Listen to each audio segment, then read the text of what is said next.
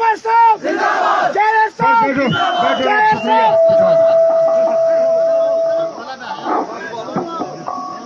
औज़ुबिल्लाहिमिनश्शैतानिर्रजीम बिस्मिल्लाहिर्रहमानिर्रहीम। हमारे करना असेंबली हल्के के नौजवान उम्मीदवार और इंशाअल्लाह 8 अक्टूबर के बाद आपके मुकामी एमएलए जनाब जावेद मिर्चाल साहब, स्टेज पे बैठे हुए तमाम नेशनल कॉन्फ्रेंस के ज़ुमाए किराम, औहदेदार हजरात, वर्करान नेशनल कॉन्फ्रेंस, भाइयों, बुजुर्गों, नौजवान साथियों, आप सबको मेरी तरफ से अस्सलाम वालेकुम। आज यहां टंगधार की सरजमीन पे मुझे नेशनल कॉन्फ्रेंस में एक नई जान और एक नई रूप नजर आ रही है। ये बड़े अरसे के बाद मैं ये एक मिनट आप मत करें रखूं, बड़े अरसे के बाद अब मैं देख रहा हूं कि यहाँ इनकलाब जनाब परसों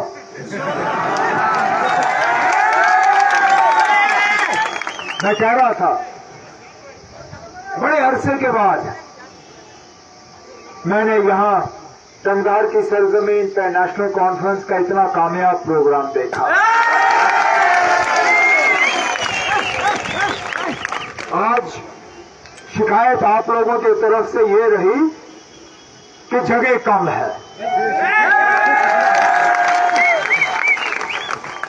इससे पहले मेरे जो 2 फंक्शन थे, एक पिछले साल में 30 अक्टूबर को आया था, फिर इस साल में अपने पार्लियामेंट इलेक्शन के सिलसिले में बंद किया, लोग जमा नहीं थे। हम डाक बंगले का वो बाग भर नहीं सके, ये पार्क तो दूर की बात। लेकिन वो नेशनल कॉन्फ्रेंस के माजी हैं। नेशनल कॉन्फ्रेंस का मुस्तकबिल आपके सामने खड़ा है।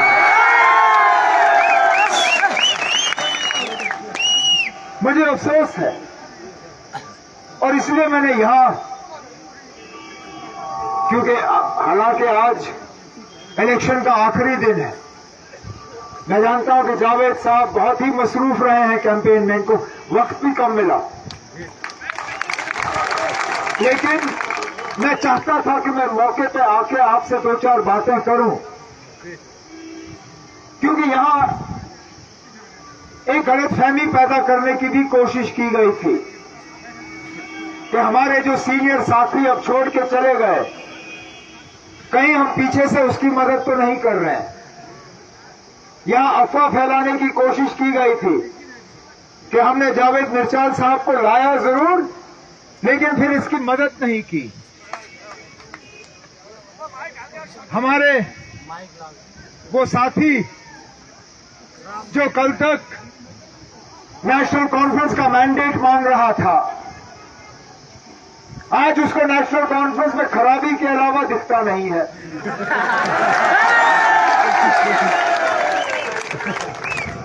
ये सियासत भी कितनी गिरी हुई चीज है ना। अफसोस, जो आदमी 20 दिन पहले नेशनल कॉन्फ्रेंस का दरवाजा खटखटाते हुए थका नहीं, जिसको नेशनल कॉन्फ्रेंस में कोई खराबी नजर नहीं आई, जो फारूक अब्दुल्ला साहब के गुण गा रहा था, आज वो पीसी की गाड़ियों में उनकी रैलियों में निकल के लोगों को धोखा दे रहा है। अरे ना, अगर हम इतने ही गए गुजरे हैं, अगर जमात इतना ही खराब है, तो आप हमारा मैंडेट क्यों मांग रहे थे ना? आपको तो ठुकराना था। और अगर आज लोग आपसे नाराज हैं, उसमें कसूर आपका है या जमात का है? जमात ने आपको 3 मौके दिए, 3 बार आपको मैंडेट दिया, आपको पहाड़ी वाइस चेयरमैन बनाया, आपको मिनिस्टर का दर्जा दिया। अगर उसके बाद आज टंगधार के लोग, करना के लोग, चौकीबल के लोग आपके हक में वोट डालने के लिए तैयार नहीं है, आपके जलसे में बैठने के लिए तैयार नहीं है, तो उसमें जमात की क्या खता है? क्योंकि ये जमात वही है, जमात की क़यादत वही है। मैं वही शख्स हूं जो 30 अक्टूबर को यहां आया था, मैं वही शख्स हूं जो 5 महीने पहले यहां आया था। अगर तब मुझे सुनने के लिए कोई नहीं था, और आज ये समुंदर है लोगों का,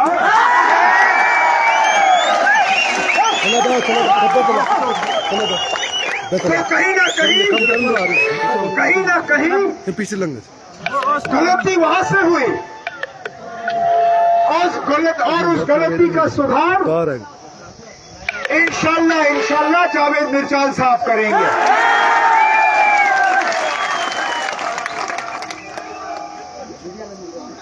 उनका रिश्ता नेशनल कॉन्फ्रेंस के साथ आज यहां से खत्म हो चुका है। हारेंगे वो 8 अक्टूबर के बाद इंशाल्लाह हुकूमत हमारी बनेगी। वो शायद दोबारा घुसने की कोशिश करेंगे, लेकिन दरवाजा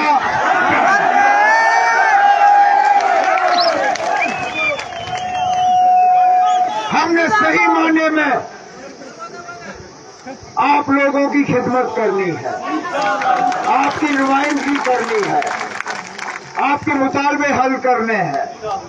यहां झूठ के बुनियाद पे वोट आपसे हासिल करने की कोशिशें की जा रही हैं।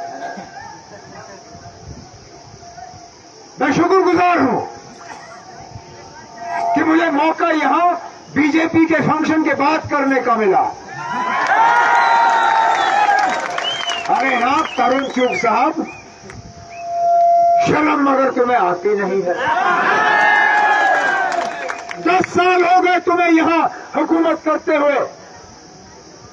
पहले अगर अल्लाह मग़फ़िरत करे, मुफ्ती सैयद को आपने वजीर आला बनाया, फिर महबूबा मुफ्ती को वजीर आला बनाया, फिर 2018 से लेके 2024 तक राजभवन के जरिए आपने हुकूमत की। आज आप लोगों को कहते हो आप स्पेशल रिक्रूटमेंट ड्राइव करोगे। आपने 10 साल किया क्यों नहीं? जिस हेलीकॉप्टर में आप आए थे चुग साहब, उस हेलीकॉप्टर में डीजी को बेच के यहां डीजी भर्ती कराते मैं भी मानता। वो नेशनल कॉन्फ्रेंस की हुकूमत थी, वो फारूक अब्दुल्ला साहब वजीर आला थे, वो मेरी हुकूमत थी। जब इन दूर दराज इलाकों में हम मौके पे डीजी को भेजते थे, वहां पे कैंप लगता था। अगर यार बैठो, आपको बिठाओ, इसको बैठो ना, मेहरबानी कर।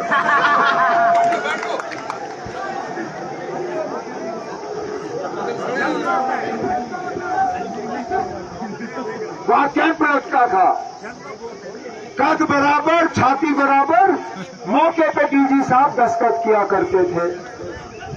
10 साल से वो नहीं हुआ। इंशाल्लाह अगला डीजी भर्ती का कैंप मिर्चाल साहब यहां लगवाएंगे।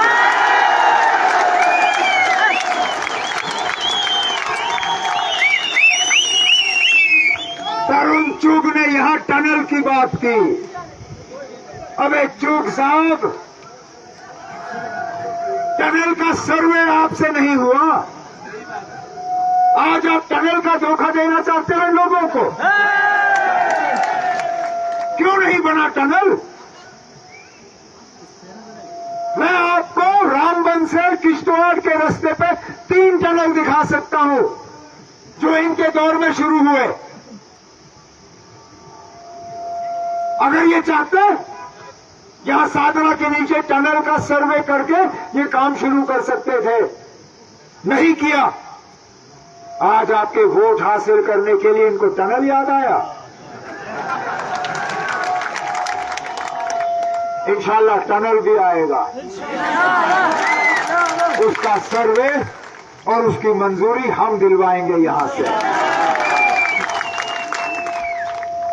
ये धोखा देते हैं कि हम नेशनल कॉन्फ्रेंस वाले पहाड़ियों का हक छीनना चाहते हैं। सबसे पहले पहाड़ियों के रिजर्वेशन का अगर किसी ने दिल्ली से मांग की, वो जनाब फारूक अब्दुल्ला साहब ने की जब इंदिरा गांधी वजीर आजम थी। पहाड़ियों के रिजर्वेशन का दरवाजा मैंने खोला जब एज वजीर आला मैंने असेंबली से बिल पास करवा के यहां पहाड़ियों के रिजर्वेशन का सिलसिला थोड़ा शुरू किया था। ये बीजेपी वाले हैं जिन्होंने उस बिल को दबाया था। हम ये नहीं कहते कि हम पहाड़ियों का रिजर्वेशन छीनेंगे, हम ये कहते हैं कि बीजेपी वालों ने पहाड़ियों में उन लोगों को शामिल किया है जो इन पहाड़ों में रहते ही नहीं है। नहीं तो मुझे बताइए ना, आपको रिजर्वेशन मिले कितने महीने हो गए? एक लिस्ट निकला अभी तक? इन्होंने जानबूझ के असेंबली इलेक्शन से पहले लिस्टें नहीं निकलने दी, क्योंकि अगर लिस्ट निकलता शायद ही यहां टंगधार का एक भी बच्चे का नाम उस लिस्ट में शामिल होता। इन्होंने पहाड़ी के नाम पे उन लोगों को शामिल किए हैं जिनके बच्चे जम्मू शहर के बड़े बड़े स्कूलों में पढ़ते हैं, जिनके बच्चे श्रीनगर के स्कूलों में पढ़ते हैं, और हक आपका छीनने की कोशिश की। हमने कहा कि हम रिजर्वेशन पहाड़ियों का बरकरार रखेंगे, लेकिन इंशाल्लाह वो रिजर्वेशन का फायदा आप लोगों को मिलेगा जो इन दूर दराज पहाड़ों में रहते हो। इनके धोखे में मत आइए, इनके झांसे में मत आइए। ये वही लोग हैं जिन्होंने हमें कहा था कि हमारी तमाम मुसीबतों की वजह जो है 370 है। ये वही लोग हैं जिन्होंने कहा था कि 370 हटते ही यहां तरक्की का नया दौर शुरू होगा, यहां बेरोजगारी खत्म होगा, यहां नई फैक्ट्रियां लगेंगी, यहां बिजली का निजाम बदलेगा। अरे बेरोजगारी बढ़ी, फैक्ट्रियां यहां एक भी नहीं आई, और बिजली के निजाम का जितना कहे कम है ना। मेरे वक्त में चलिए मैं 24 घंटे बिजली आपको फराहम नहीं करता था, लेकिन कम अज कम फीस भी आपसे ज्यादा नहीं लेता था मैं। आज इनके दौर में 8-8, 10-10, 12-12 घंटे बिजली कट, और दूर दराज इलाकों में भी 1650 रुपए से कम बिजली का बिल नहीं। ये हम लोग हैं जिन्होंने अपने मंशूर में वादा किया है कि इंशाल्लाह हमारी हुकूमत आएगी, हम आपको 200 यूनिट मुफ्त बिजली फराहम करेंगे।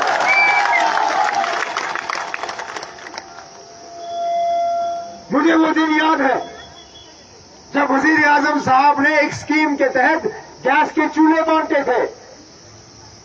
कहा था ये गैस का चूल्हा पकड़ो, इस पे खाना बनाओ, आप लोग लकड़ी जलाते हो, सेहत पे असर पड़ता है। और अपने मंशूर में आपसे वादा किया है कि हमारी हुकूमत आएगी, हम साल में 12 गैस सिलेंडर मुफ्त आपको देंगे। लेकिन उस सिलेंडर का क्या फायदा अगर कि गैस के चूल्हे पे कुछ पकाने के लिए ना हो। जब मैं वजीर आला था, आपको राशन कार्ड के जरिए मिट्टी का तेल मिलता था, आपको राशन कार्ड के जरिए चीनी मिलती थी, आपको राशन स्केल के हिसाब से मिलता था, और उस स्केल से आपका गुजारा होता था। ये जो सेब वाले हैं, जब 2014 में इनकी हुकूमत आई, इन्होंने मिट्टी का तेल भी हटाया, चीनी भी हटाई और राशन का स्केल एपीएल को तो निकाल ही दिया। बीपीएल को आज 2.5-3 किलो महीने से ज्यादा नहीं मिलता।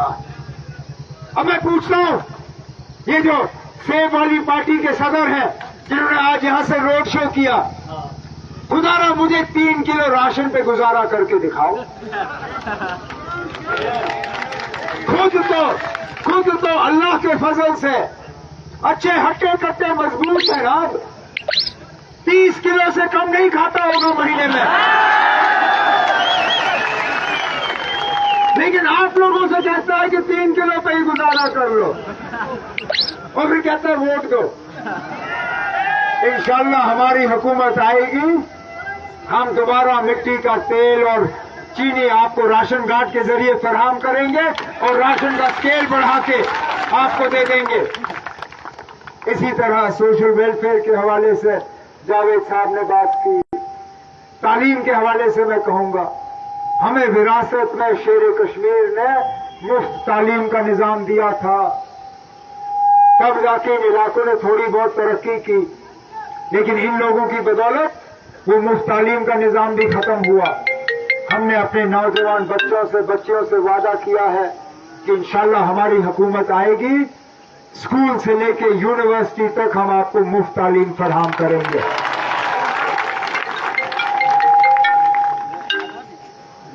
लेकिन ये सब तब मुमकिन होगा अगर हम बीजेपी की साजिशों को नाकामयाब करें। वो हमें यहां तकसीम करने पे लगे हुए हैं। इसलिए यहां मुख्तलिफ पार्टियां जिनकी तारें बीजेपी के साथ जुड़ी हुई हैं, उनकी असलियत हम जानते हैं। ठीक है ना, मुझे कोई गिला नहीं है कि मैं पार्लियामेंट का इलेक्शन जीत नहीं पाया। मुझे इस बात का अफसोस नहीं है कि मैं एमपी नहीं बना। मुझे अफसोस इस बात का है कि आज उस सबसे बड़े ऐवान में आपकी आवाज नहीं पहुंचती। आज आपको श्रीनगर के नुमाइंदे का, हमारे मियां अल्ताफ साहब यहां वोट को तकसीम करने के लिए, और निकालने वाला यही सेब वाले।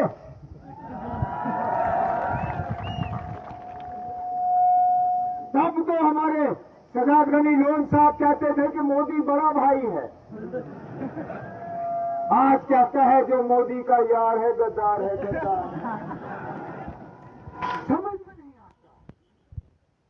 आप वजीर बने मोदी साहब की बदौलत। जब 2018 में हम अल्ताफ बुखारी साहब को यहां वजीर आला बनाना चाहते थे बीजेपी की साजिश को नाकामयाब करने के लिए, उस वक्त बीजेपी ने सजाद लोन साहब को यहां वजीर आला बनाने की कोशिश की।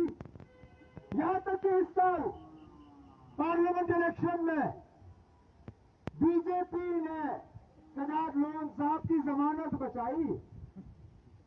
अगर वो 7-8 हजार माइग्रेंट वोट बीजेपी ने सजाद लोन साहब को नहीं दिलवाए होते, सजाद लोन साहब ने पार्लियामेंट इलेक्शन में अपनी जमानत वहां छोड़ देनी थी।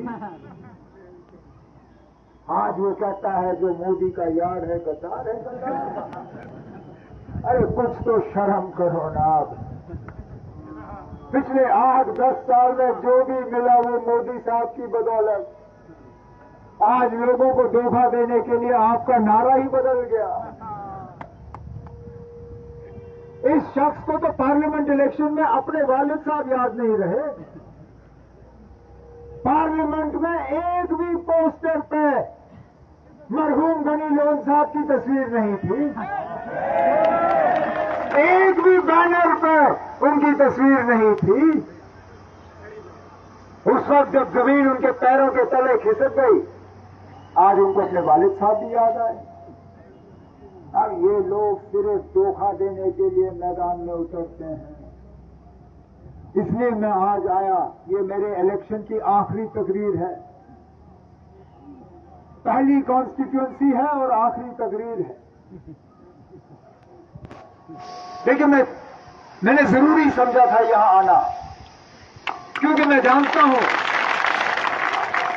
जिन लोगों ने इस पिछले 10 साल में हमें तबाह और बर्बाद किया, उनको हमें रोक के रखना है।